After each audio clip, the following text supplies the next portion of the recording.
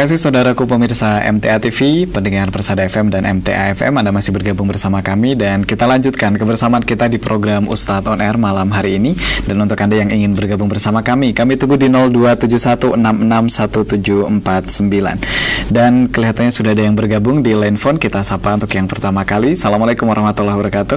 Waalaikumsalam warahmatullahi wabarakatuh. Ya, dengan siapa di mana Ibu? Bu Darti, Bandungan. Ibu Darti Ya. di Bandungan, silahkan dengan Al-Ustadz. Taqabbalallahu minna wa minkum Ustaz. Taqabbalallahu minna wa minkum. Mari Ibu. Gini Ustaz, setelah menjalankan Ramadan, dan saya juga syukur alhamdulillah mengikuti kajian dalam MTA ini Ustaz. Setiap saya kalau bergaul itu tidak pernah Ustaz, tidak pernah menyinggung kata MTA gitu ya. Tapi dalam kenyataannya sering saya ditegur itu begini, Bu, nggak usah khotbah pakai MTA gitu. Padahal dalam suatu pertemuan itu nggak pernah saya begitu, tapi menegurnya itu nanti itu Ustaz di belakang gitu. Padahal yang saya omongkan kan Al-Quran itu Ustaz. Yaitu apa yang diinginkan Ustaz itu semua terjadi di tempat saya ini Ustaz. Ya minum ya semua ada di sini. Nah itu Ustaz yang saya tanyakan, bagaimana menyikapi Ustaz bila saya tidak dengar sendiri, tapi ini langsung orangnya itu gini loh Mbak, kalau mau yaitu mengenai dekat dusun itu Ustaz. Nah itu kan saya sudah nggak mengikuti, tapi mengikuti dari iuran yang wajib gitu Ustaz. Gitu. Nah ini kan di belakang itu pikir sendiri gitu Ustaz. Padahal kita tidak merasa mendakwai mereka. Saya bertindak untuk diri saya sendiri gitu Ustaz. Betul ya. Iya, gitu aja Ustaz. Minta doanya agar tetap istiqomah dalam menjalankan perintah-perintah Allah semaksimal mungkin dan menjauhinya semaksimal mungkin Ustaz. Assalamualaikum warahmatullahi wabarakatuh. Waalaikumsalam warahmatullahi wabarakatuh. Ibu Darti di Bandungan, Ustaz, silahkan. Coba dibaca ayatnya tadi Pak. Sabarlah kamu Darti. Yang Luqman 17 surah Ibu, ini coba perhatikan Ibu, ayat 17 surat Luqman, biar dibaca lagi oleh Ustaz Masduki. Disitulah jawabannya nanti. Surat Luqman ayat 17. A'udzubillahi minasyaitonirrajim. Ya bunayya aqimis sholata wa'mur bil ma'rufi wanha 'anil munkari wasbir 'ala ma asabak. Inna dzalika min azmil umur.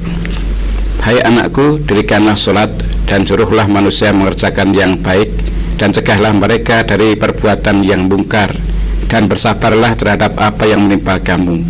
Sesungguhnya yang demikian itu termasuk hal-hal yang diwajibkan oleh Allah. Ya, jadi yang menimpa kamu Ibu tadi ya, dikatakan di belakang tidak usah menyebut MTA dan sebagainya, itu sabar menghadapi semacam. Padahal perintah ayat Quran tadi suruh mengajak manusia berbuat baik, mencegah dari yang mungkar. Nah, di daerah Ibu kalau tadi banyak orang minum-minum, mabuk-mabuk dan sebagainya, itu ayat Al-Quran tadi memerintahkan dicegah perbuatan mungkar itu, kemudian diajak berbuat yang baik. Kalau mengajak kepada kebaikan, mencegah dari yang mungkar, nanti mendapatkan musibah atau risiko akibat melaksanakan itu, perintah Allah suruh sabar. Sabar bukan berarti terus mandek, teruskan ajaan kepada kebaikan itu. Padahal Ibu belum melangkah ke sana, baru mengamalkan untuk dirinya sendiri saja. Baru mengamalkan untuk dirinya sendiri, menghindari hal-hal yang mungkar. Langsung rasa nyebut-nyebut MTA, karena masyarakat sudah tahu bahwa yang mencegah kepada kemungkaran, mengajak kepada kebaikan, itu yang selama ini didengung-dengungkan lewat radio itu biasanya MTA. Maka walaupun Ibu tidak menyebut MTA, tapi kok mengajak orang berbuat baik atau diajak berbuat tidak baik kok tidak mau, walaupun untuk dirinya sendiri langsung dicap iki MTA gitu aja. Nah, kalau merasa begitu Ibu tidak usah perlu sakit hati, tidak usah kecil hati, tapi perintah Allah tadi suruh sabar. Sabar berarti tahan tahan diri apa yang menimpa pada dirinya, teruskan perbuatan itu supaya dengan Quran itu supaya kita berbeda dengan yang karena Quran membedakan yang hak dan yang batil, yang baik dan yang buruk. Orang yang tidak mengerti Al-Quran melakukan perbuatan mungkar, melakukan perbuatan maksiat itu biasa-biasa saja. Oh, tapi orang yang mengerti Al-Quran tahu ini perbuatan maksiat, ini tahu perbuatan mungkar, harus kita jauhi.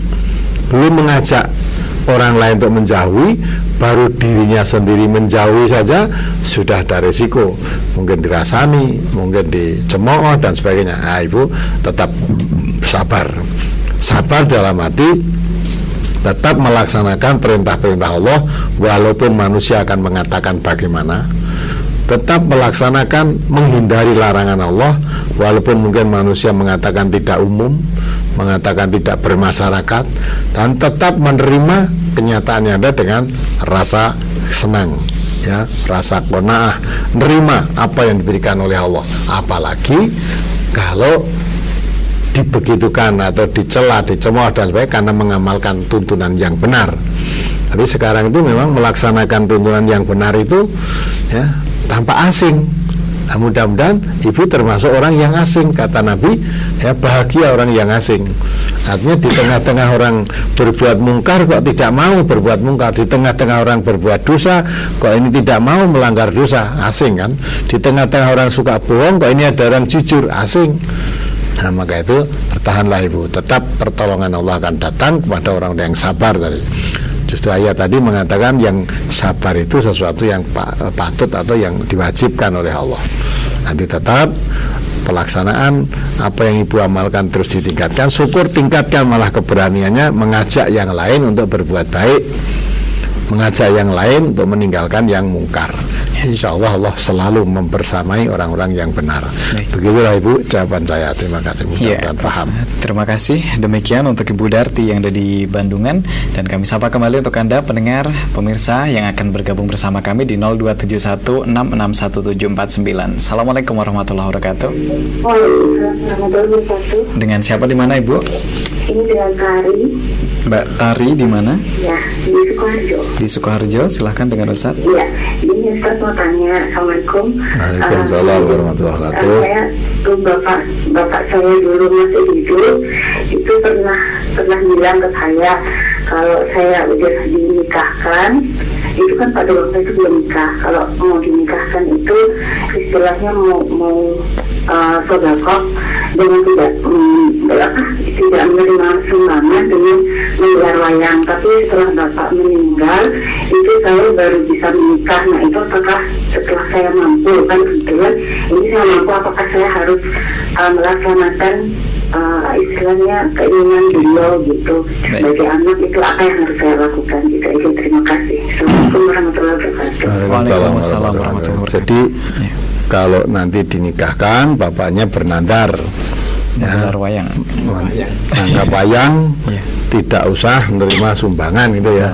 Ya, nanggap wayang tidak usah menerima sumbangan. Itu nadar yang begitu tidak perlu dilaksanakan ibu ya.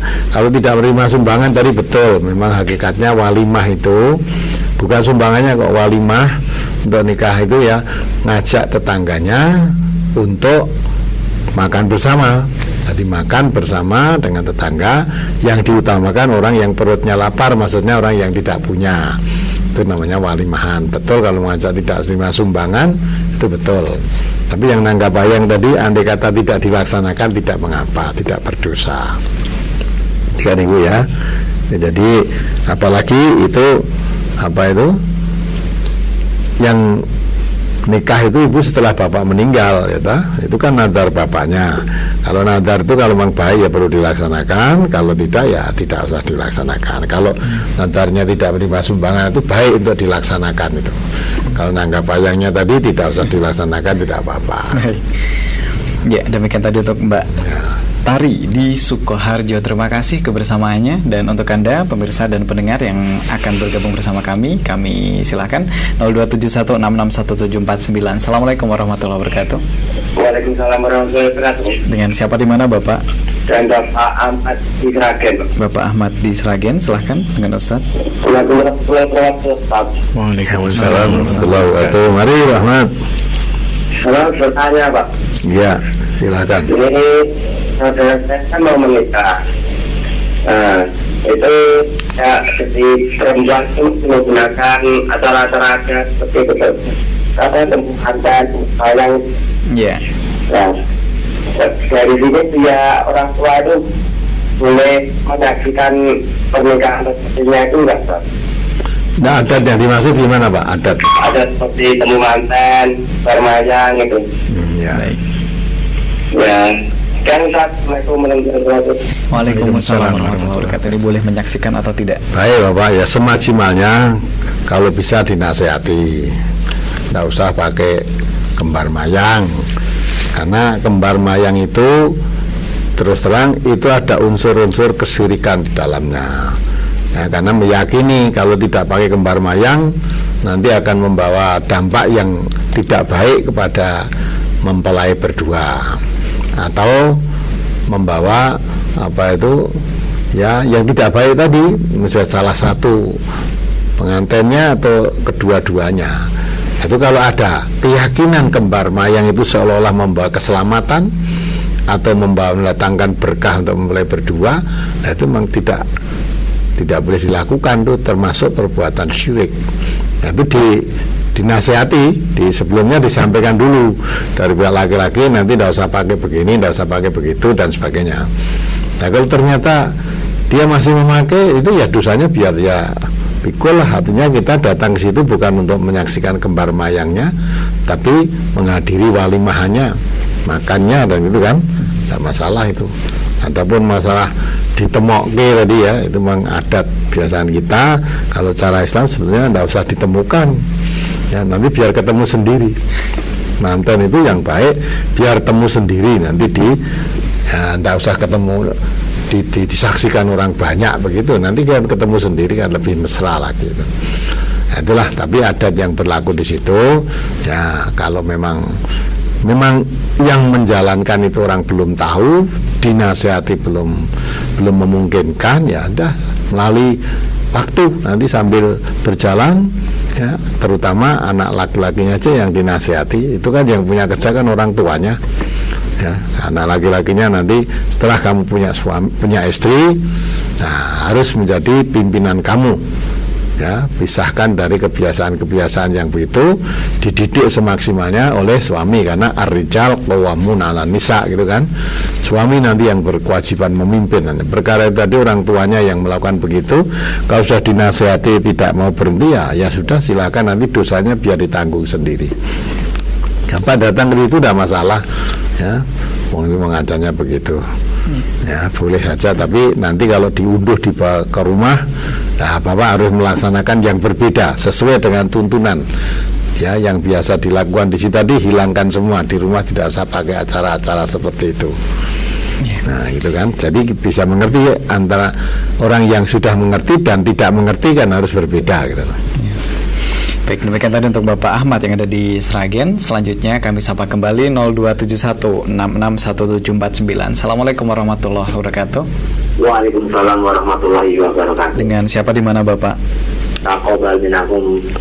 Taqabbalallahu minna wa minkum. Taqabbalallahu minna wa minkum. Ya, dengan Bapak siapa di mana Bapak? Dari Bapak Kusmardi di Beloyang, Kecamatan Blining Hulu, Kabupaten Melawi, Kalimantan Barat. Wah, jauh ya kali ya. Baik Pak. Kalimantan Barat ya. Dulu Pak. Iya, alhamdulillah. Iya, assalamualaikum. Saya mau nanyakan ini. Saya kan pernah ditanya oleh kawan, kenapa Pak Kus itu nggak pakai kunut? Saya tunjukkan dalilnya di surat Al-Imran 138, katanya Pak Kus itu bikin dalil sendiri, katanya begitu. Jadi mohon penjelasannya Pak, biar gamblang. Matur nuwun. Assalamualaikum Iya. warahmatullahi wabarakatuh. Waalaikumsalam warahmatullahi wabarakatuh. Bapak Gus Mardi. Sebetulnya Bapak ya kalau melayani orang semacam itu tidak usah dilayani, dinasihati, ditanya, dijawab, tidak mau menerima ya sudah. Sebetulnya yang diminta untuk menunjukkan dalil itu mesti yang melakukan. Beribadah itu harus berdasarkan tuntunan. Ya, kalau misalnya Bapak tidak melaksanakan kunut, kok ditanya kenapa tidak mau kunut, gitu kan? Kebalik cara pertanyaannya itu. Ya, mestinya yang ditanya kenapa kalau kamu subuh kok selalu baca kunut, apa ada tuntunannya lah. Dia yang harus berkewajiban menunjukkan tuntunannya. Yang meniadakan sesuatu tidak dituntut dalil di dalam ibadah nih ya, tapi yang mengadakan sesuatu dalam ibadah itu harus dituntut dalil ya, karena ibadah itu asalnya dilarang kecuali ada tuntunan, ada contoh, ada perintah dan ada contoh. Nah, misalnya Bapak melaksanakan tidak kunut subuh ya, kunut subuh, kenapa kamu tidak kunut subuh? Jawabnya mudah, belum tahu dalilnya ya. Sedang Allah mengatakan wala takfu ma laisa laka bihi ilmun. Urusan ibadah kamu jangan melakukan yang kamu belum tahu ilmunya. Jadi untuk kunut subuh itu saya belum tahu ilmunya, maka saya tidak mengamalkan. Lah kalau kamu sudah tahu ilmunya bahwa Nabi kalau subuh selalu baca kunut, itu mestinya kamu menunjukkan dalilnya. Lah kalau dalilnya itu betul, sahih, lah baru Bapak nanti mengikuti kunut berdasarkan dalil itu. Ya, kalau yang mengamalkan pun tidak memakai dalil, nah itu mengamalkan ibadah kok tanpa dalil. Jadi kesimpulannya pertanyaan tadi kalau ditanyakan kepada Bapak yang tidak melakukan, terbalik, mestinya yang melakukan itu yang menunjukkan dalil pelaksanaan bahwa Nabi sholat subuh selalu pakai kunut, nah begitu. Namun demikian kalau tidak bisa ketemu ya tidak usah dipermasalahkan. Yang kunut silahkan kunut, yang tidak kunut silahkan tidak kunut, itu kan. Jadi tidak perlu diperdebatkan hanya masalah kunut akhirnya jadi putus persaudaraan. Tidak perlu itu. Kita harus lana amaluna walakum amalukum. Menurut keyakinan saya subuh tidak usah memakai kunut karena saya memang belum menemukan dalilnya. Yang satu, kalau menurut keyakinan saya subuh harus memakai kunut. Nah, kalau sudah begitu ya sudah, sing kunut kunuto, yang tidak kunut nggak usah kunut. Yang kunut tidak usah mencela yang tidak kunut, yang tidak kunut tidak usah mencela yang kunut. Sudah, masing-masing nanti serahkan pada Allah. Allah akan memberi keputusan, akan memberi penilaian, akan memberi pahala. Siapa yang benar, siapa yang salah, Allah yang menentukan. Jadilah Bapak jawaban saya. Jadi jangan sampai masalah kunut ini sudah bertahun berabad-abad ya, yang begitu tidak perlu dibicarakan saat-saat sekarang ini karena sudah mungkin kenyataannya seperti itu. Mati sama ada yang kunut, ada yang tidak. Maka yang kunut silakan yang kunut, yang tidak ya tidak. Satu sama lain saling menghormati. Baik, demikian tadi Bapak Gus Mardi yang ada di Kalimantan Barat. Selanjutnya diberikan kesempatan untuk yang di SMS Ustaz dari Pak Kliwon di Papua. Puasa wanita lebih didahulukan yang mana antara membayar hutang puasa wajib Ramadan atau puasa Syawal gitu Ustaz? Terima kasih. Saya rasa itu kedua-duanya boleh dipilih karena puasa Syawal itu waktunya khusus di bulan Syawal, tidak boleh dikerjakan di bulan selain Syawal. Sedang puasa hutang Ramadan faidatum min ayyamin ukhor, boleh dikerjakan pada hari-hari yang lain sekalipun bukan bulan Syawal. Jadi kalau dilihat waktunya lebih leluasa waktu membayar hutangnya, membayar hutang tadi. Karena di bulan Syawal tidak boleh ya, tidak boleh puasa Syawal dilakukan di luar bulan Syawal. Nah, kalau sudah Syawal tidak puasa 6 hari tadi ya sudah tidak boleh. Padahal Syawal berfaidah itu ya, ada besar syukur dan sebagainya, itu tidak boleh. Hilangnya bulan Syawal tidak boleh kita puasa Syawal. Tapi nyaur hutang itu tidak harus di bulan Syawal, walaupun di bulan Syawal juga boleh, tapi di bulan yang lain-lain boleh, maka waktunya lebih leluasa. Oleh sebab itu, monggo kalau memang mau mendahulukan nyaur utang juga boleh karena memang utang segera dibayar ya tak? Tapi kalau mau mendahulukan Syawalnya dulu cuma 6 hari sehingga tidak akan mengganggu ya tak? Syawalnya dulu ya 6 hari selesai baru nyaur utang boleh juga. Jadi itu tidak ada keharusan nyaur utang atau Syawalnya, dua-duanya boleh dipilih salah satu mana yang didahulukan. Baik, demikian untuk Pak Kliwon yang ada di Papua. Selanjutnya kami berikan kembali yang ada di line phone 0271661749. Assalamualaikum warahmatullahi wabarakatuh. Waalaikumsalam warahmatullahi wabarakatuh. Dengan siapa di mana Bapak? Bapak Lardi di Blitar Selatan, Jawa Timur. Bapak Lardi. Mari Bapak. Silakan Bapak. Waalaikumsalam warahmatullahi wabarakatuh. Mari Bapak. Pertama pertanyaan kami, istri kami kalau Jumat ikut Jumatan di masjid, namun suatu saat tidak bisa melaksanakan sholat di rumah, apakah itu juga harus 4 rakaat? Pertama. Yang kedua, suatu pekarangan perorangan itu ada tanaman buahnya dan tempoh hari menjadi satu kuburan. Apakah buahnya yang dulu sudah ditanam sekarang sudah menjadi kuburan itu karena akarnya menghisap dari tanah itu menjadi haram tanamannya atau tidak? Dan terima kasih. Wassalamualaikum warahmatullahi wabarakatuh. Waalaikumsalam warahmatullahi wabarakatuh. Bapak Wardi di Blitar, silahkan. Jadi kalau wanita memang ada perbedaan pendapat Bapak ya. Kalau wanita sholat Jum'ah di masjid, ya sudah sholat Jum'ah di masjid, di rumah ya sudah tidak usah sholat duhur kan itu kan, nah, namanya sholat Jum'ah. Tapi kalau suatu saat tidak bisa sholat Jum'ah ke masjid, kemudian di rumah bagaimana? Sholat duhur atau sholat Jum'ah? Nah ini umat Islam ada 2 pendapat. Yang satu kalau memang tidak bisa sholat Jum'ah di masjid, ya sholat duhur di rumah. Yang satu berpendapat karena hari Jumat itu tidak salat duhur, hari Jumat itu salatnya Jumat, yang diwajibkan salat Jumat itu ya laki-laki perempuan karena diseru ya ayyuhalladzina amanu idza nudiya lis-shalah yaumil jum'ah fas'au ila dzikrillah wa dzarul bai'. Jadi salat Jumat itu diwajibkan kepada orang-orang yang beriman baik laki-laki maupun perempuan. Kemudian ada hadis Nabi yang menjelaskan bahwa sholat Jumat bagi wanita itu ya, tidak wajib. Itu ada 2 pemahaman juga. Yang tidak wajib itu sebetulnya bukan sholat Jumatnya, tetapi tidak wajib jamaahnya. Jadi maka yang memahami seperti itu, walaupun di rumah mestinya sholat Jumat. Karena wanita sholat Jumat itu tidak wajib berjamaah. Ya, tidak wajib bersama seperti sholat-sholat yang lain.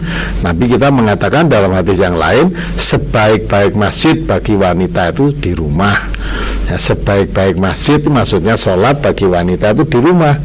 Maka termasuk sholat Jum'ah itu pun baik dikerjakan di rumah. Ya, karena di rumah ya tentu tidak jamaah kan, tidak ada khutbah, tidak ada jamaah sendiri kok. Namun demikian ada yang memahami kalau tidak bisa jamaah ke masjid ya di rumah duhur lah. Yang begini tidak bisa dikompromikan. Kalau tidak bisa dikompromikan ya sudah, kita saling menghormati. Yang mau sholat duhur silahkan duhur, yang di rumah sholat Jumat silahkan sholat Jumat. Nah nanti siapa yang benar serahkan aja pada Allah. Serahkan pada Allah. Sehingga kita tidak perlu eker-ekeran, apalagi sampai bertengkar, apalagi putus silaturahim hanya masalah duhur dan Jumat. Padahal itu ibadah nanti yang membuat ketentuan benar salah ya, yang membuat ketentuan memberikan balasan itu Allah nanti. Yang penting kita menjalankan sholat itu ibadah, jangan sampai ikut-ikutan. Ikut menjalankan sholat atau ibadah itu berdasarkan tuntunan, berdasarkan dalil. Nah begitulah Bapak, mudah-mudahan bisa dipahami. Ya. Yang kedua karena kuburan akarnya ditanam di kubur tadi menghisap mungkin saripati tanah, menghisap saripati tanah yang di situ tempat kubur ya, misalnya tanamannya mangga, kates itu ya, terus jadi haram. Karena kan mengisap makanan, mengisap bangkai lah, bangkai orang mati. Apa haram? Tidak. Ya, kalau bapak makan bangkai orang mati tadi haram. Tapi yang bapak makan itu buah, ya dah? Apa mangga, apa kates, apa durian, apa itu kita makan buah, tidak masalah itu. Artinya nggak ada kaitannya. Kalau cara berpikir seperti itu kita nggak bisa makan apa-apa, Pak. Ya, kadang-kala ayam kita lepas tuh kadang makan kotoran, gitu. Ada kotoran, kadang makan bangkai juga. Nah, nanti ayamnya disembelih kita makan, gitu kan? Apa juga? Itu padahal tidak mengisap, langsung makan itu malah. Apa jadi haram ayamnya? Kan tidak kan?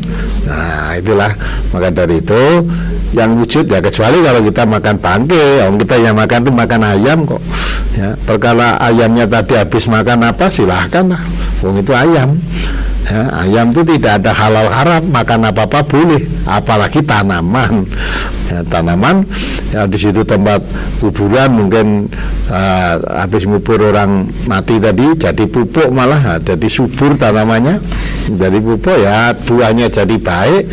Nggak ada apa-apa, nggak haram kita makan buahnya, kita makan buah, bukan makan bangkai manusia tadi, bukan. Itulah Bapak, mudah-mudahan bisa dipahami. Baik, demikian Bapak Wardi yang ada di Blitar. Terima kasih kebersamaannya. Kemudian kami sapa kembali 0271661749. Assalamualaikum warahmatullahi wabarakatuh. Ya, dengan siapa di mana Bapak?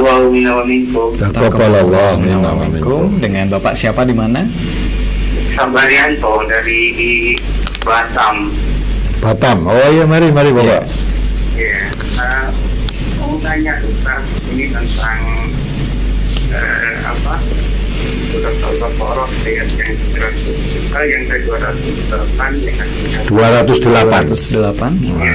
Ya, 208 dengan ini wahai orang-orang yang beriman, udkhulu fis-silmi kafah. Dan janganlah kamu ikuti langkah-langkah kita untuk yang nyata bingung. Padahal kalau kita lihat di lapangan kebanyakan orang-orang yang istilahnya itu masih kan kental dengan dengan adat-adat. Kurang jelas. Ya, lebih dikeraskan Bapak suaranya. Ya.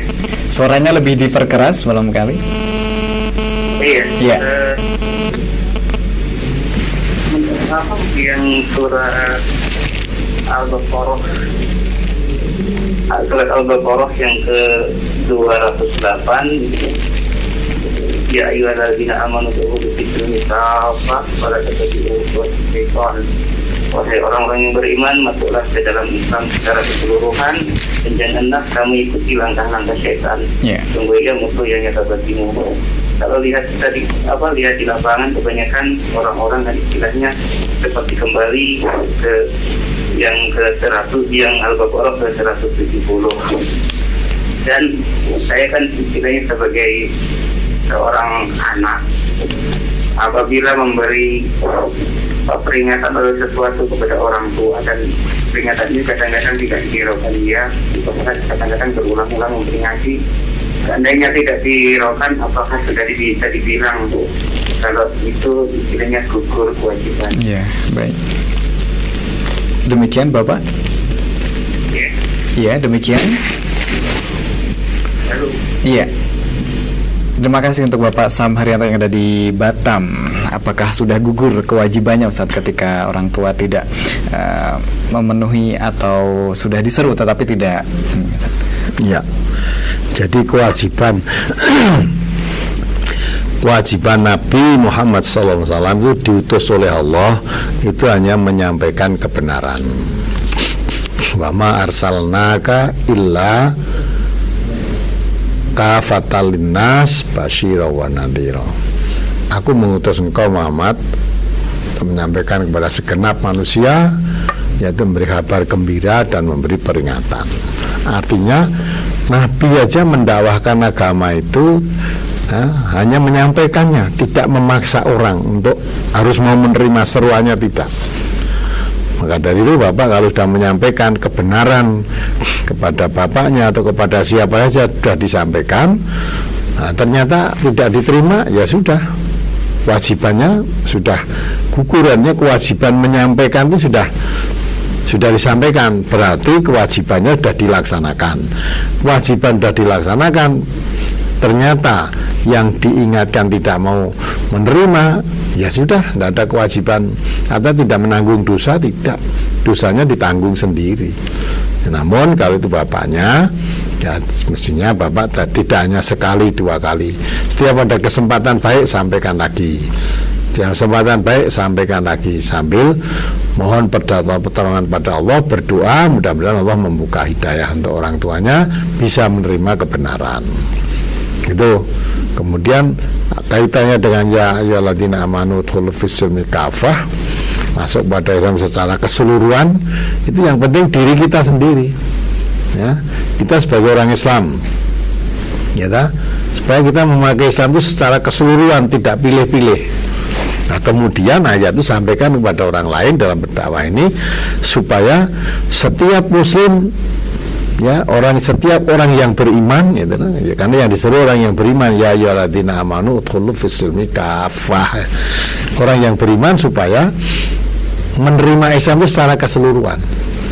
Mudahnya aja secara garis besarnya, orang yang beriman harus menerima Islam secara keseluruhan, tidak boleh pilih-pilih, ya. Islam itu rukunnya Islam ada 5, syahadat, sholat, puasa, zakat, haji, ya. Maka zaman Khalifah Abu Bakar As-Siddiq, orang masih sholat tetapi tidak mau bayar zakat, ya, berarti memutuskan antara sholat dan zakat. Ya, padahal perintah Allah kalau kamu beriman masuk Islam secara keseluruhan, jangan pilih-pilih, ya. Maka dinyatakan oleh Abu Bakar As-Siddiq, Khalifah pertama pada saat itu, orang yang tidak mau membayarkan zakat itu sudah dikatakan murtad dari agamanya, karena rukunnya Islam jadi tinggal 4 kalau tidak mau zakat. Ada juga memang manusia itu lengkap. Ramadan kemarin ada orang yang tidak mau sholat tapi puasa mau. Banyak orang tidak sholat tapi puasa Ramadan dia lakukan. Nah, sebaliknya ada juga orang yang sholat tapi tidak mau puasa. Nah, maka itu kalau ayat tadi, kalau kamu menjadi orang yang beriman, masuklah kepada Islam itu secara keseluruhan. Apapun aturan dalam Islam diterima secara keseluruhan. Jangan dipilih-pilih mana yang disukai diamalkan, yang tidak disukai ditinggalkan, padahal itu dalam Islam. Nah, kalau kamu mengaku orang yang beriman, Islam tidak boleh dipilih-pilih. Senang atau tidak senang, kalau itu memang aturan dalam Islam harus dijalankan. Itu maksudnya begitu, Bapak. Nah, termasuk Bapak tadi, aturan Islam juga mengajak orang berbuat baik tadi termasuk dalam Islam. Kewajiban berdakwah kan, amar ma'ruf nahi mungkar. Nah, namun demikian kalau yang diajak kepada kebaikan tidak mau, dosanya ditanggung sendiri, Bapak tidak berdosa. Diajak untuk meninggalkan kemungkaran tidak mau, ya Bapak sudah tidak dosa juga. Walaupun dia tetap melakukan kemungkaran, tapi Bapak sudah mengingatkannya. Maka kewajiban kita itu basyira wa nadhira, kata Allah. Nabi itu kewajibannya memberi kabar gembira. Siapa orang yang taat kepada Allah, melaksanakan agama, akan dapat digembirakan oleh Allah. Wa nadhira, dan akan beri peringatan. Jadi memberi kabar gembira dan peringatan. Itu Bapak, mudah-mudahan bisa dipahami. Ya, demikian tadi untuk Bapak Sam Haryanto yang ada di Batam. Terima kasih kebersamaannya. Dan untuk Anda pemirsa dan pendengar yang barangkali baru saja bergabung bersama kami di Ustadz On Air malam hari ini, mengangkat tema mempersiapkan generasi mendatang yang lebih baik. Dan kami sapa kembali untuk Anda yang akan bergabung bersama kami di 0271 661749. Assalamualaikum warahmatullahi wabarakatuh. Waalaikumsalam warahmatullahi wabarakatuh. Dengan Bapak siapa di mana? Dari Bapak Katirun, Pak, Papua Sorong. Iya, Bapak Katirun di Sorong. Silahkan dengan Ustaz. Ini Pak, taqabbalallahu minna wa minkum. Taqabbalallahu minna wa minkum. Assalamualaikum Pak Ustaz. Ya, mari Bapak. Yang saya tanyakan permasalahan jabatan tangan laki perempuan, Pak. Iya, ya. Nah, hari raya kemarin itu memang saya mulai tidak jabatan tangan dengan selain jenis, tapi ada juga orang saya lihat merasa yang kurang begitu enak, dan ada juga yang langsung menurut artinya tanya saya begini, Pak, itu bapak si A itu aja ya masih iyo, terus yang bapak si B itu ya masih iyo. Kenapa Pak Kadirun kok sekarang ini sudah kayak begitu? Tanya langsung begitu, apa ada dalilnya kan gitu. Nah, gandeng saya ini memang Islamnya masih artinya itu sejak dulu Islam Pak, tapi tahu tuntunan baru kan begitu maksud saya. Iya. Nah, itu kalau ayat Al-Quran yang surat apa, dan kalau hadis ya, saya juga belum tahu Pak, karena saya juga cuma dengar radio begini ngaji saya. Itu aja, itu Pak. Yang satu, yang kedua, anak menantu perempuan itu dengan saya apa mau klaim Pak? Ya. Baik, demikian Bapak Kadirun. Terima kasih. Terima kasih atas jawaban. Assalamualaikum warahmatullahi wabarakatuh. Waalaikumsalam warahmatullahi wabarakatuh. Dua pertanyaan Ustaz, jabat tangan dan menantu. Jadi Bapak ya, jabat tangan lagi perempuan yang bukan mahram itu memang dalam agama diharamkan, tidak boleh itu. Itu memang tidak disebut di dalam Al-Quran, tapi disebut di dalam hadis Nabi. Nabi itu menunjukkan bahwa ancamannya orang yang berjabat tangan lagi perempuan yang bukan mahram itu, ancamannya itu dikatakan oleh Rasulullah dengan ditusuk jarum besi di kepalanya. Ditusuk jarum besi di kepalanya itu masih lebih ringan dibanding dengan hukuman laki perempuan yang jabat tangan bukan mahram tadi. Nah, jadi ditusuk jarum besi di kepalanya kan sudah suatu yang sangat, bagaimana rasanya? Sakit kan? Itu aja masih lebih ringan kata Nabi dengan orang yang berjabat tangan laki perempuan yang bukan mahramnya. Nah, dari sini menunjukkan bahwa jabat tangan laki perempuan bukan mahram itu sangat dilarang dalam agama. Adapun orang-orang yang masih suka begitu, agama bukan ukuran seseorang. Pak itu ya masih begitu, Ustadz itu masih begitu, Pak Haji itu masih begitu. Agama ini bukan agama Ustadz, bukan agama Haji, bukan agama Kiai, bukan ucapan ulama, tapi agama ini agama dari Allah dan Rasulullah. Nah, kita dalam beragama itu mengikuti perilaku Rasulullah SAW. Kalau diukurkan orang begitu, ada juga kok. Nah itu Pak Haji ya korupsi, apa terus kita korupsi juga boleh, ya? Nanti Pak Haji ya korupsi, yang korupsi ini banyak sudah haji itu. Nah itu ya korupsi apa terus melihat yang korupsi banyak haji terus kita belum haji, wong belum haji lebih boleh wong haji aja korupsi apa begitu? Nah, tidak bisa kan? Maka kalau itu larangan agama, siapa yang melanggar larangan agama, lah biar ditanggung sendiri akibatnya. Nah, biar tanggung sendiri. Jadi tidak ada kaitannya kalau itu mau begitu terus kita juga harus mau, tidak usah, tidak begitu cara beragama, karena di hadapan Allah nanti itu di hadapan Allah tanggung jawab masing-masing, tidak bisa saling memikul dosa. Wala taziru waziratun wizra ukhra, ya, tidak bisa memikul dosa. Dosanya yang dilakukan sendiri ya dipikul sendiri. Man amila sholihan fali nafsihi wa man asa'a fa'alaiha. Siapa berbuat baik ya kebaikannya untuk diri sendiri, orang yang berbuat tidak baik ya dosanya dipikul tanggung sendiri. Nah, ini saya bacakan suatu hadis ya. Ayat ana fi ra'si ahadikum bi mihyatin min hadidin khairun lahu min an yamassa mra'atan la takhillu lahu. Hadis riwayat Tabrani, yang artinya ditikam seseorang daripada kamu di kepalanya dengan jarum besi itu adalah lebih baik daripada ia menyentuh seorang wanita yang tidak halal baginya. Hadis sahih riwayat Tabrani. Nah, kalau kita mengikuti Rasulullah mengatakan qalat Aisyah di Rasulullah massa Rasulullah sallallahu alaihi wasallam yadam ra'atin qattun. Berkata Aisyah, tidak pernah sekalipun Rasulullah SAW menyentuh tangan wanita, ya, tangan wanita yang bukan muhrim, yang bukan mahram. Hadis riwayat Bukhari dan Muslim. Nah, kalau mengikuti pribadi Rasulullah, jadi jangan kok Pak itu ya mau, Pak Haji itu ya mau. Sekarang lihat Rasulullah mau apa tidak. Nah, ternyata Rasulullah tidak ternyata. Bahkan Rasulullah memberikan peringatan, ancamannya lebih susah ya dibanding orang yang ditikam jarum besi di kepalanya. Itu kata Nabi masih lebih baik itu daripada hukuman orang yang bersentuhan kulit laki perempuan yang bukan mahramnya. Ya, sedang kita beragama, Allah mengatakan laqad kana lakum fi Rasulillah uswatun hasanah. Rasulullah itu menjadi suri teladan yang baik.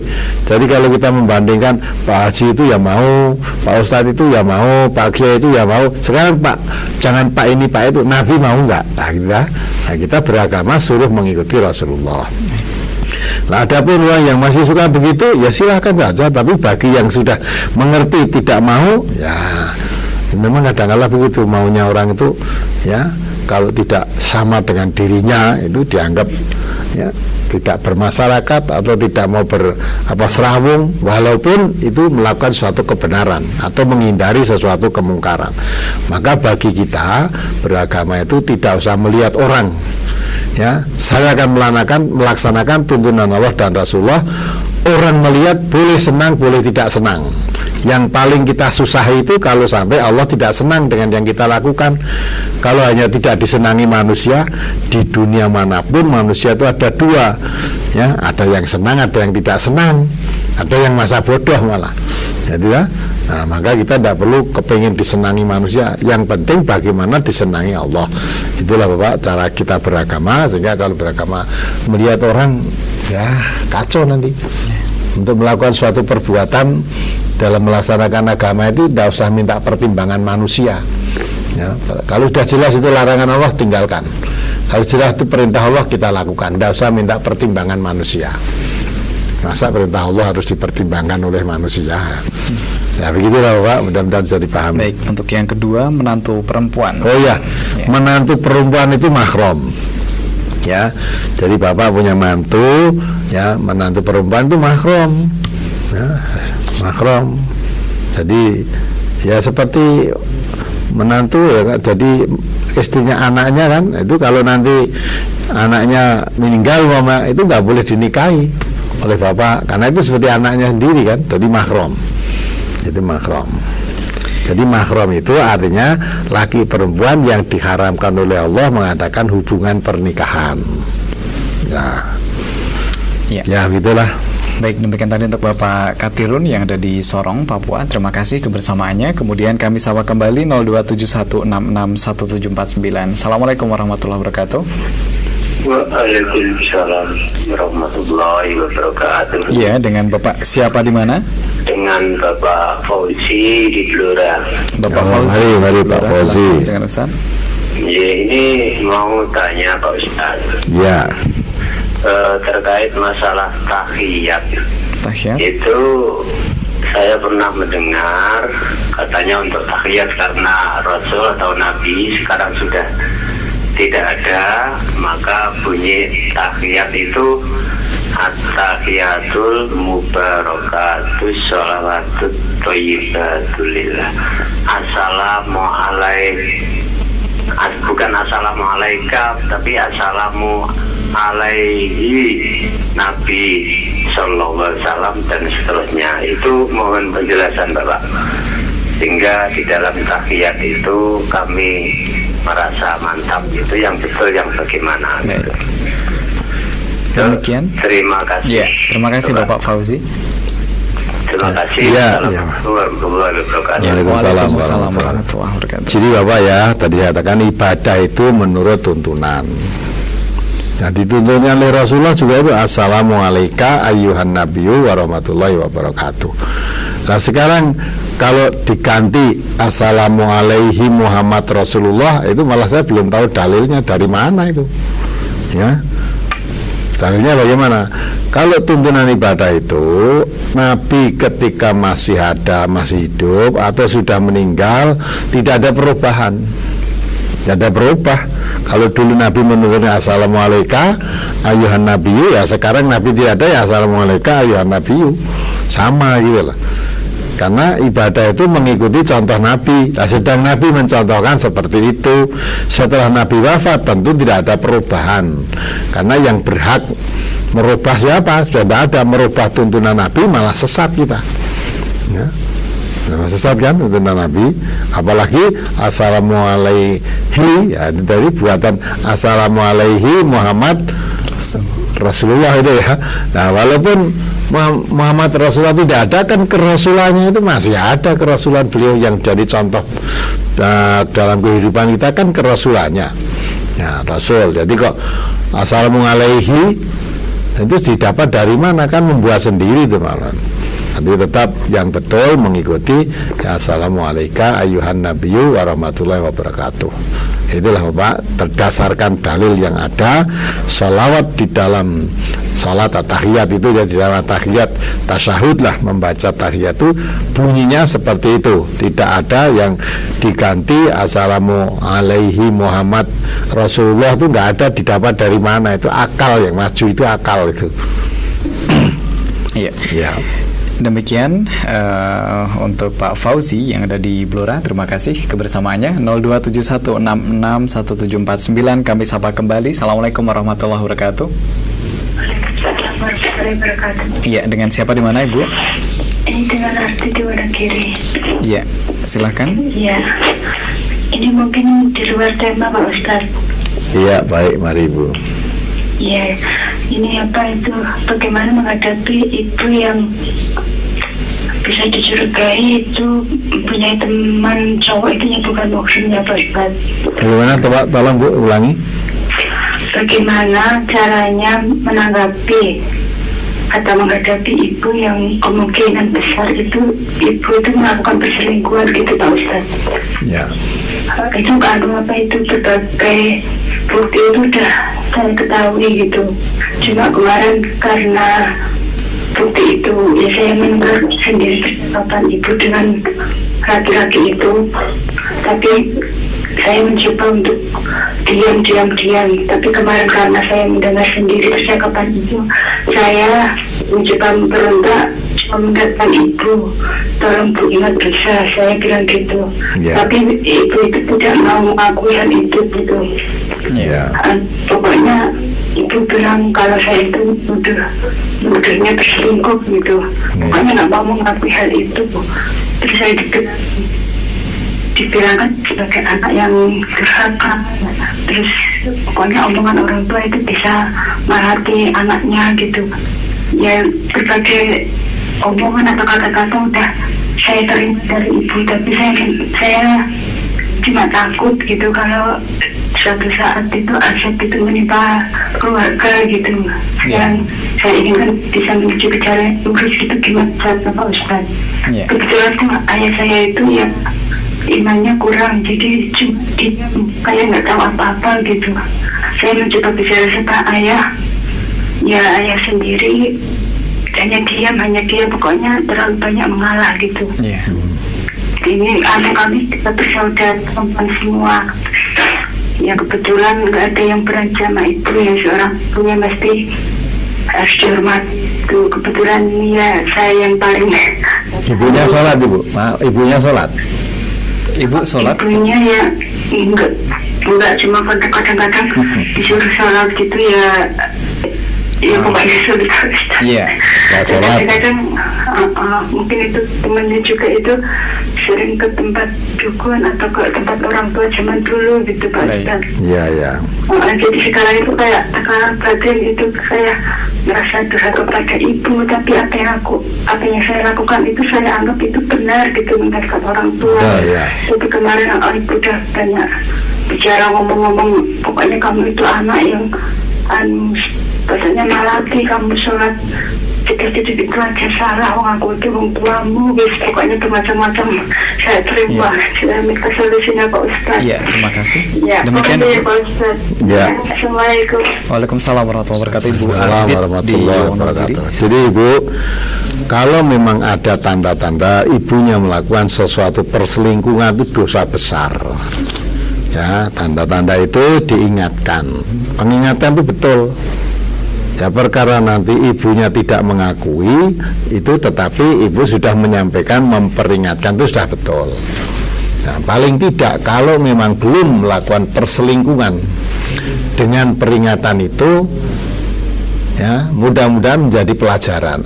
Saya belum melakukan saja sudah diingatkan begini, berarti kalau saya selingkuh itu anak saya berarti tidak suka, suami saya tidak suka.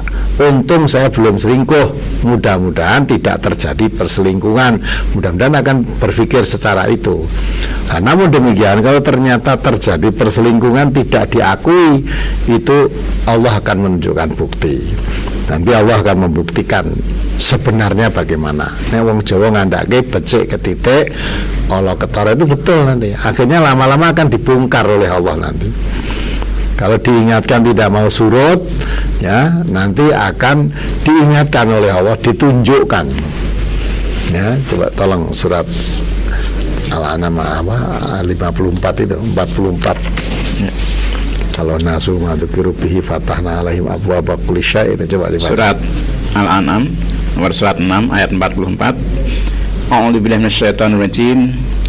Falamma nasu madzukiru bihi fatahna alaihim abwaaba kulli syai' hatta idza fariqu bima utu akhadnahum baghtatan fa idahum mublisun. Ini coba perhatikan ya Ibu, dari surat Al-An'am ayat 44, nanti bisa dibaca ulang di rumah. Coba perhatikan. Maka tatkala mereka melupakan peringatan yang telah diberikan kepada mereka, kami pun membukakan semua pintu-pintu kesenangan untuk mereka, sehingga apabila mereka bergembira dengan apa yang telah diberikan kepada mereka, kami seksa mereka dengan sekonyong-konyong. Maka ketika itu mereka terdiam berputus asa. Ya, jadi kalau diperingatkan tidak mau surut, bukan berarti ya apa itu akan penolakannya itu akan membenarkan perilakunya, tidak. Kalau diperingatkan tidak mau surut, nanti Allah akan mendatangkan atau adab secara tiba-tiba lah, baru dia akan menyadari.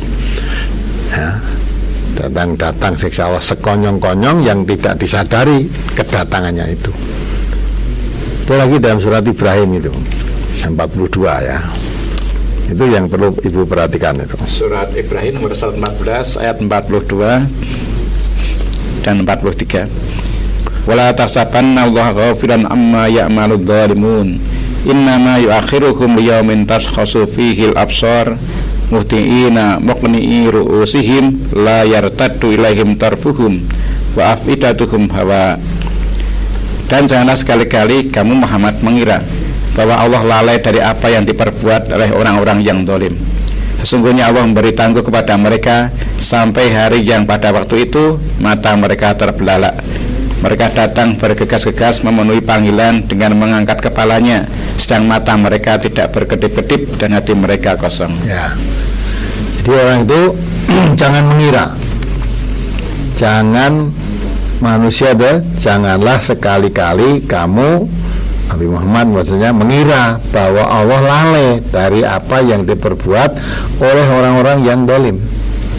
Jadi kalau orang berbuat dosa, berbuat aniaya pada diri sendiri, melakukan pelanggaran sekali, dua kali belum dibuka oleh Allah, jangan dikira Allah itu lalai.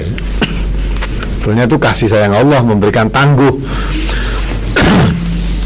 Mumpung belum diketahui orang, memberikan tangguh untuk berpikir, apakah selingkuh saya ini saya teruskan, apa saya berhenti? Ya. Kalau dia berhenti dengan peringatan ini belum diketahui orang, itu masih ditutup oleh Allah rahasianya. Tapi kalau tidak diketahui orang, masih ditutup oleh Allah tadi, dia merasa aman-aman saja. Terus kalau dia malah tidak mengakui, tapi perbuatan itu dilakukan terus, tidak berhenti, nah nanti Allah akan membuka. Orang yang tadinya tidak mengerti, jadi mata mereka menjadi terbelalak. Semua orang jadi tahu nanti bahwa yang dilakukan itu. Maka kalau ibu mengingatkan ibunya berbuat selingkuh tadi, ya terus kalau memang ada gejala-gejala tidak baik, apalagi ibu mendengar bukti-bukti sendiri, diingatkan. Kalau ibu tadi menolak, ya terus berhenti dari perbuatannya, mudah-mudahan Allah menutupnya. Tapi kalau menolak peringatan itu perbuatan selingkuhnya tetap dilakukan, udah nanti akan diketahui sendiri, dibuka oleh Allah. Semua orang nanti akan melihat, semua orang akan mengetahui bahwa ibu minta perbuatan selingkuh. Nah, kewajiban anak terhadap orang tua itu antara lain begitu. Jadi berusaha, namanya anak berbakti kepada orang tua itu kalau orang tuanya mau menempuh jalan yang menyengsarakan dirinya, diselamatkan, dituntun, diingatkan. Paribasane arep kecemplung jurang itu digeret, diingatkan, walaupun digeret jatuh sakit. Karena tapi lebih sakit kecemplung jurang daripada sakit digeret sampai jatuh tadi. Itu kewajiban. Nah, disampaikanlah. Dan tidak ada menegur orang tuanya berbaikan terus kewalat, misalnya malah ngunek-unek ke unine durokane wong tua di carane disedake apa dadi wong anak sing cilaka bakal cilaka. Ndak, ora enek wong tua malati, itu enggak ada. Apalagi diingatkan kepada kebaikan kok malah menolak, kewalat itu enggak ada. Justru Allah mengancam kalau diingatkan tidak mau surut, nanti apa yang kamu sembunyikan, kamu anggap tidak ada orang tahu, nanti satu saat dibuka oleh Allah, semua orang menjadi tahu. Itulah Ibu. Jadi sambil mohon pertolongan pada Allah, berdoa, ibunya tetap diingatkan, karena mengingatkan dari perbuatan itu hakikatnya berusaha menyelamatkan. Yang lebih penting lagi, ibunya tadi ya kalau belum sholat ya diajak sholat. Sebab kalau orang tidak sholat itu ya dengan Allah aja tidak takut, ya apalagi dengan manusia. Dia berbuat sesuatu asal bisa menutup delik dari pandangan manusia, rasanya sudah aman dong. Pada Allah aja nggak takut. Maka lebih baik lagi kalau ibu menuntun ibunya tadi diajak sholat, karena sholat itu dekat pada Allah. Kalau akan melakukan perbuatan maksiat, ingat kepada Allah, nah itu tidak jadi. Maka sholat itu mencegah perbuatan paksa dan mungkar. Jadi ibu nggak usah takut dengan kata-kata ibu tadi, terus akhirnya tidak mau menegur. Tapi dengan apa yang disampaikan ibu tadi harus selalu diwaspadai, malah selalu mengamati. Kalau memang betul-betul melakukan suatu perbuatan yang tidak betul, ya ibu dalam rangka menyelamatkan orang tuanya diingatkan tadi. Ya, demikian tadi untuk Ibu Radit yang ada di Wonogiri. Terima kasih kebersamaannya, dan nampaknya sebagai penelpon terakhir untuk kesempatan Ustadz On Air malam hari ini.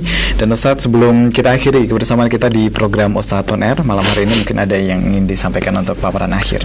Baik, para pendengar Radio MTA, Ramadan, Radio Persada FM, dan para Pirsawan TV, apa yang saya sampaikan tadi saya rasa sudah cukup jelas bahwa kita perlu melihat dengan mata hati yang paling dalam, melihat suasana generasi penerus bangsa kita ini. Kemudian kalau kita membaca sejarah perjuangan para dahulu, para pemuda-pemuda dahulu, sampai terjadi ikatan Sumpah Pemuda yang diekrarkan ya, tahun 1928 ya, itu diucapkan pada saat itu. Artinya mengucapkan itu dengan tujuan mengompakkan tujuan. Nah, bagi kita itu satu bangsa, satu tanah air, satu bahasa. Nah, semua itu satu.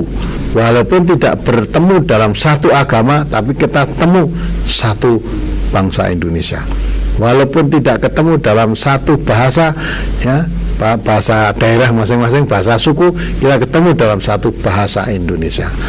Jadi kita ketemu dalam satu. Nah, satu inilah supaya dipegang teguh, dijaga kesatuan. Maka sampai Negara Kesatuan Republik Indonesia itu dari Sabang sampai Merauke, ya, dan lambang negara kita Bhinneka Tunggal Ika, itu maksudnya supaya setiap bangsa itu menyadari memang keadaan kita itu Bhinneka. Jadi artinya bermacam-macam, suku bermacam-macam, bahasa bermacam-macam, agama bermacam-macam, aliran kepercayaan pun bermacam-macam, tapi semuanya itu tetap satu bangsa Indonesia. Nah, karena itulah dari yang bermacam-macam bangsa ini supaya tetap menjadi kuat. Adapun masalah agama ini keyakinan masing-masing. Nah, kita berkewajiban mengajak, berdakwah dan sebagainya tanpa memaksa. Mau ya syukur, tidak mau ya tidak masalah. Adapun perbedaan paham, perbedaan pendapat jangan sampai menjadikan retak hubungan kita sesama bangsa ini. Tapi masing-masing ya kita berusaha menjaga kemerdekaan ini yang diberikan oleh Allah, suatu kenikmatan yang besar, jangan sampai hilang lagi. Maka kita sebagai generasi pewaris harus mengisi kemerdekaan ini dengan hal-hal yang positif, yang membawa maju bangsa ini, membawa sejahtera bangsa ini, membawa makmur bangsa ini, dan membawa damai, tentram. Jangan sampai malah terjadi ya tiap hari perkelahian, eker-ekeran sendiri, dan urusan-urusannya masalah dunia saja. Nah, maka untuk persiapan generasi kepada yang lebih baik, kita kembali dengan merdeka ini pemberian Allah, maka kita bersyukurnya kepada Allah. Bentuk syukur kepada Allah, kita jaga kemerdekaan ini, kita isi dengan yang lebih baik. Untuk menuju kepada yang lebih baik, ikuti tuntunan Allah dan Rasulullah SAW yang dikatakan oleh beliau, taraktu fikum amraini lan tadillu ma masaktum bihima kitabullah wa sunnatan nabi. Aku wariskan kepadamu dua hal, dua perkara. Siapa pegang teguh dua perkara itu, jamin tidak akan sesat, jamin pasti selamat. Dua perkara itu apa? Yaitu Al-Quran dan Sunnah Nabi Muhammad SAW. Oleh karena itu, kita sebagai umat Islam tidak ada jalan lain. Dalam rangka mensyukuri untuk mempersiapkan generasi yang lebih baik, harus kita kembalikan pada aturan Allah dan Rasulullah. Dengan demikian, insya Allah langkah walaupun pelan-pelan tapi suatu hal yang pasti untuk menuju kepada yang lebih baik. Mudah-mudahan bermanfaat. Nah, ini semua kita mulai dari diri kita masing-masing, kita arahkan keluarga kita, kita panggil, kita ajak kerabat-kerabat dekat kita, meluasnya kepada seluruh bangsa ini. Terima kasih atas perhatiannya. Saya cukupkan sekian. Akhirul kalam. Assalamualaikum warahmatullahi wabarakatuh. Ya, terima kasih Ustadz untuk paparan akhir, dan kami ucapkan terima kasih untuk banyak ilmu yang diberikan kepada kita semuanya. Semoga di lain kesempatan dipertemukan kembali Ustadz. Assalamualaikum warahmatullahi wabarakatuh. Ya, saudaraku pemirsa MTA TV dan pendengar Persada FM, MTA FM, demikian tadi untuk Ustadz On Air malam hari ini, Kamis 23 Agustus 2012 atau yang bertepatan dengan 6 Syawal 1433 Hijriah. Dan terima kasih untuk segala perhatian dari Anda. Mohon maaf atas segala kekurangan. Subhanakallahumma bihamdika asyhadu alla ilaha illa anta astaghfiruka wa atubu ilaik. Wassalamualaikum warahmatullahi wabarakatuh.